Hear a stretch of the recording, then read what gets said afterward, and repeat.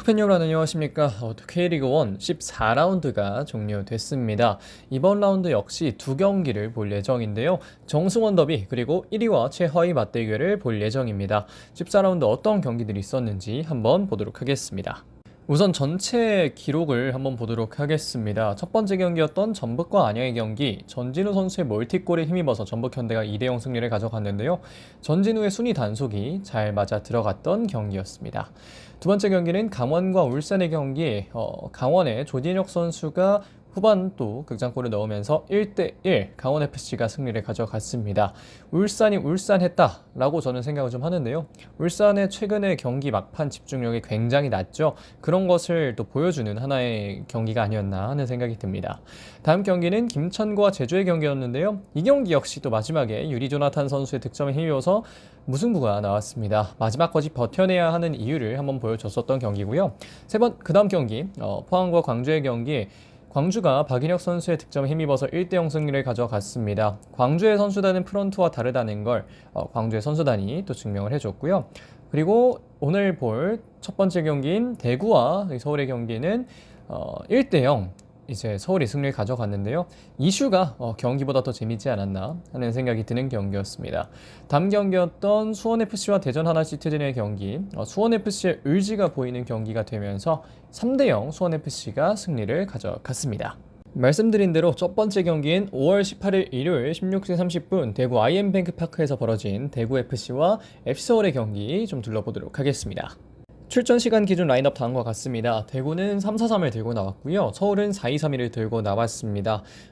두 팀의 라인업은 대구 같은 경우 서동원 감독 대행 부임 이후 서울은 계속해서 이번 시즌 비슷한 포메이션을 들고 나오고 있습니다. 우선 경기 간단하게 좀 돌아보겠습니다. 득점 기록은 서울의 둑스가 유일하게 후반 48분 득점을 기록하면서 1대0 경기가 종료됐고요. 전반전을 돌아보자면 초반 분위기 싸움에 비해 뭐가 없었다는 생각이 좀 많이 들었습니다. 사실 이 경기 초반에 있었던 이 분위기 싸움 굉장히 또 경기를 보는 팬들의 기대를 높여줬다고 생각을 합니다. 물론 당사자인 대구와 서울의 팬들은 좀 다를 수도 있겠지만 제 3자 입장에서 봤을 때는 이 경기 또 되게 재밌을 수 있겠구나라는 생각을 하게끔 만들었는데, 그렇게 생각을 해보니까 또 두 팀 모두 최근 내용이 좋지 않았잖아요. 그것이 이번 경기 전반전에도 그대로 드러났습니다. 어느 한 팀이 완벽하게 잘했다 이런 이야기를 하긴 좀 어려웠고요. 후반전에도 역시 두 팀의 순위가 낮은 이유를 또 확인을 할 수 있었는데요. 골이 들어가긴 했는데 이게 진짜 뭐지라는 생각이 좀 드는 경기였고, 에드가 선수의 그 골이 만약 옵사이드가 아니었다면 조금 더 박진감 넘치는 경기가 됐겠습니다만 이 경기 마지막까지 본 입장에선 이걸 보느라 고생한 사람들이 좀 더 대단했다라는 이야기를 할 수 있겠습니다.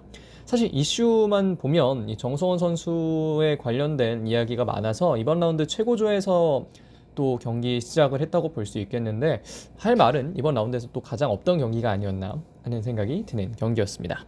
우선 홈팀 대구FC부터 보겠습니다. 득점자는 당연히 없습니다. 첫 번째 포인트는 수비 조직력의 강화가 좀 필요해 보인다는 점입니다. 상대 풀백이 측면으로 돌파할 때 그것을 굉장히 쉽게 허용하는 경향이 있었습니다. 대구 같은 경우에는 백5 해서 수비 시에는 이제 5-4-1 정도의 포메이션을 들고 나오는데 보면 간단한 상대의 어떤 오버래핑임에도 불구하고 양쪽에 있는 수비와 미드필더가 좀 약속이 안 되어 있는 모습이 보이기도 했고요. 사실 전반적으로 실수도 꽤나 많았고 대구 수비진이 어느 정도 사실 1실점만 한 건 분명 나쁜 건 아니지만 경기 전반전에도 그렇고 전반전에 특히 측면에 뚫리는 모습이 좀 있었고, 뒤로 갈수록 좀 괜찮아지긴 했습니다만 어쨌든 실수도 좀 나왔기 때문에 수비진은 조직력도 좀 더 올려줘야겠고 집중력도 조금 더 올려줘야겠다는 생각이 들었습니다. 그것이 가장 크게 보였던 게 김현준 선수의 실수인데요. 사실 그렇게까지 큰 부담이 있는 상황은 아니었어요. 근데 그러한 상황에서 볼 컨트롤 미스가 나왔고, 아마 김현준 선수가 그렇게까지 나이 많은 선수가 아니고 굉장히 또 어린 선수인 만큼 김현준 선수에게 장기적인 관점에서는 큰 가르침이 될 것으로 보입니다만, 사실 오늘 경기에는 상당히 큰 영향을 미친 실수였습니다.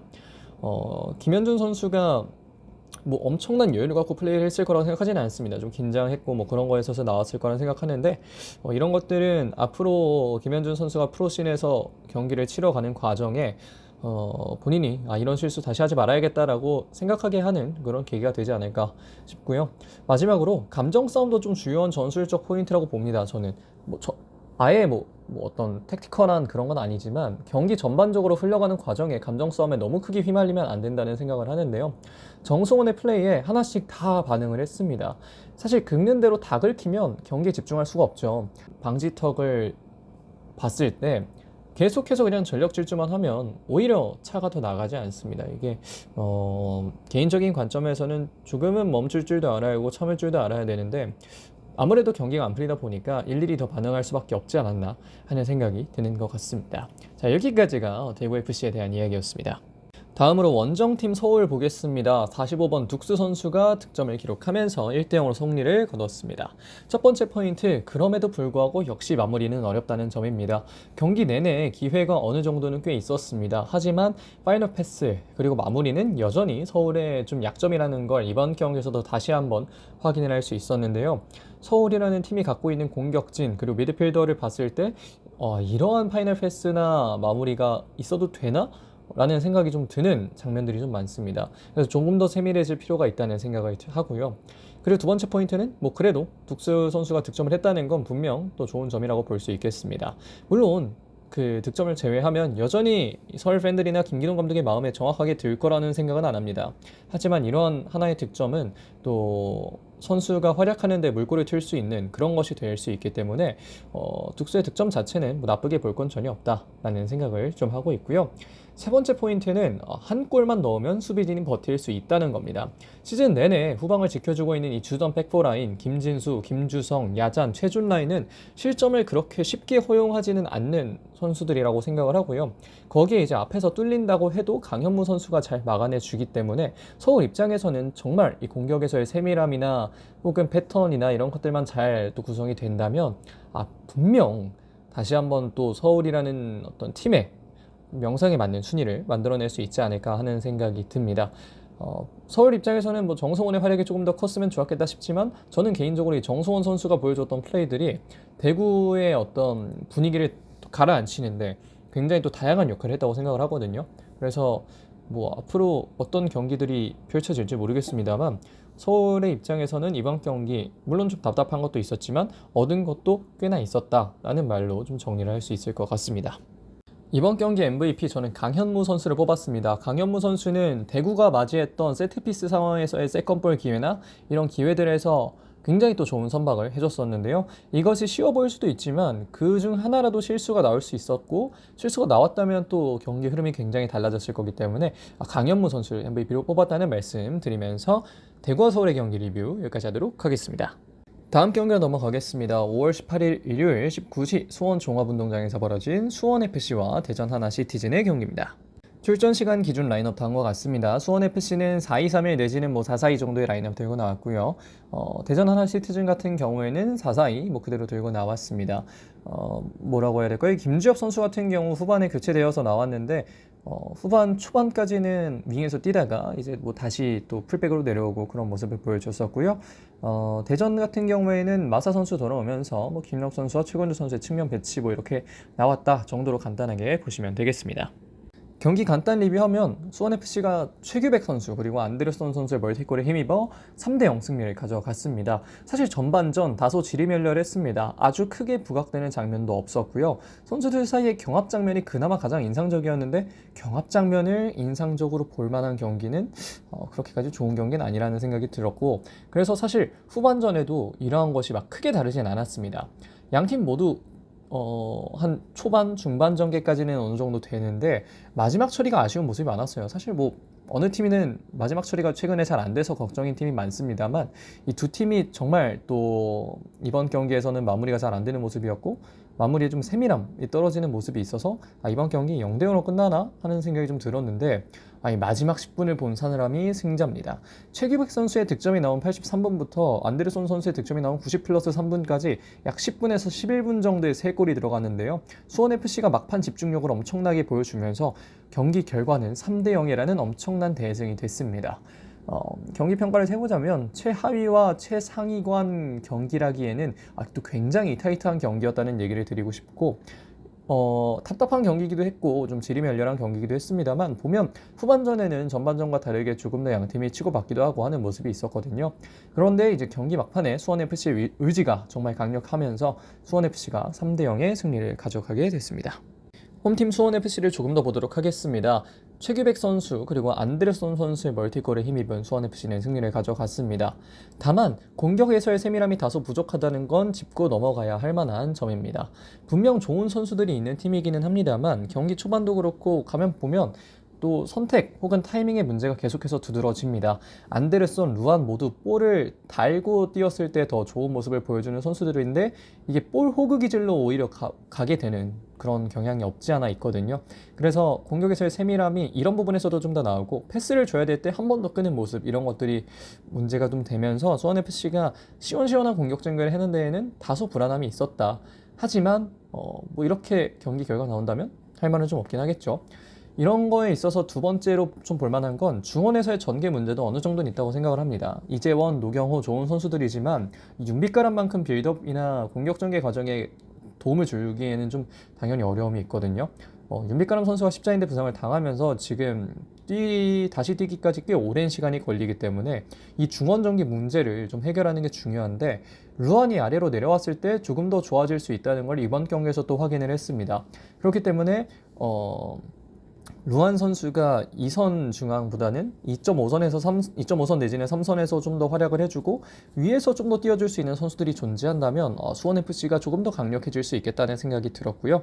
마지막 포인트, 안데르손의 힘은 정말 강력했습니다. 경기 내내 사실 안데르손은 드리블도 그렇고 뭐 전반적인 공격적인 측면에서 위협적인 모습을 많이 보여줬는데 마지막에 그 두 골은 그 활약의 방점이 되지 않았나. 그리고 최규백 선수의 그 세트피스에서의 득점도 안데르손 선수의 도움이 나왔던 거기 때문에 참 안데르손의 힘이 정말 강력하다.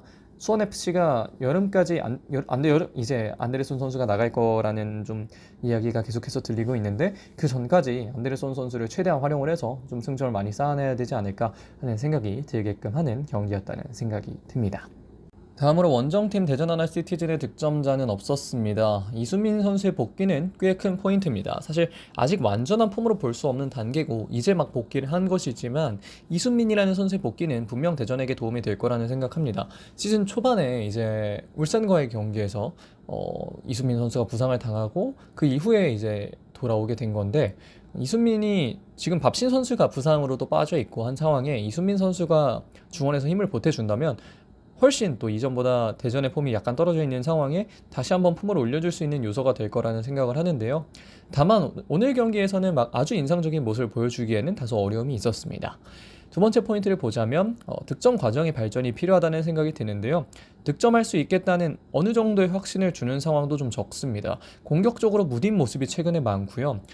이번 경기 포함해서 리그 직전 경기들을 보면 3경기인가 4경기 동안 이제 득점이 없습니다. 득점이 1개밖에 없습니다. 그래서 최근에 이 대전이 보여주고 있는 득점력은 좀 쉽지 않다.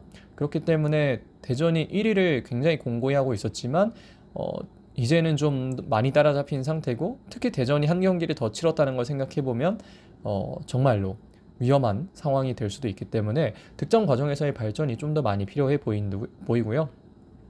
세 번째 포인트는 아직 시즌이 안 끝났다는 얘기를 좀 하고 싶습니다. 최근 경기들에서 대전의 모습이 꽤 아쉽다는 얘기 앞서 드렸었는데 이번 경기에서도 그렇고 경기 끝까지 좀 집중하는 모습 보여준다는 생각을 하고요.